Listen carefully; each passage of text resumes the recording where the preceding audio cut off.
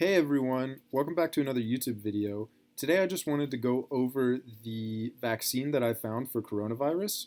But before we do that, I wanted to talk about a few things. First of all, make sure you smash that subscribe button, and I want you to absolutely pummel that like button as well.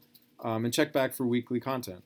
And so now before we get into the coronavirus vaccine, I wanted to just talk quickly about a new app that I've developed with Facebook. It's actually not an app, it's a programming language. It's a brand new programming language. And what it does is it uses C++ and Python. And it uses C++ as kind of like the interpreter where you enter commands, and then Python allows you to do cool things to text files, like read the text file or copy it or append to it or rename it or even delete it.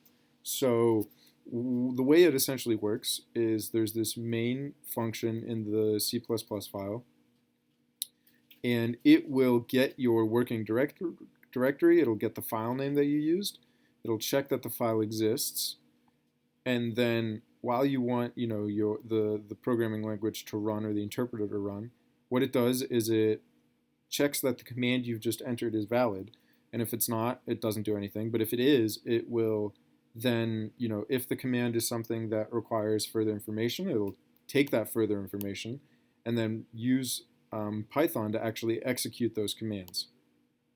And so you can see in the Python file here, the script, what it does is it takes the command and it parses the system arguments, the sysargvs, and executes whatever command it needs to. So again, just before we get into the coronavirus vaccine, let's go ahead and give this programming language a shot here.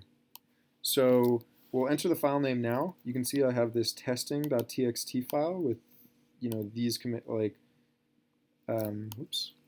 all of this stuff in it. I'll just fix this. Sorry about that. And so let's try to enter in our file wrong. Let's do testing.txt. You can see that it doesn't find it, and so it asks me to put in the correct file name. So we'll do that now. And so now that we found it, we're actually into like the programming language interface or whatever. And so now we can do a bunch of different things. We can, for example, rename it. So I enter the rename command, and then I would enter in, for example, testing.txt. And then we can exit the programming language, and we see now that our file has been renamed to testing.txt. So let's try it again. Make sure it's recording. Yeah. We'll enter the file name, testing.txt. Let's read it. Okay, so that worked. Let's add to it. We'll add to it LOL. And now let's read it again. And so you can see that that appended to it. Let's now delete it. And exit. And we can see that it disappeared. So yeah, you can use this brand new programming language to do really cool things with text files. And so before we get into the coronavirus vaccine, I just want to remind you all to like and subscribe and check back for weekly content. Okay, so now for the coronavirus vaccine.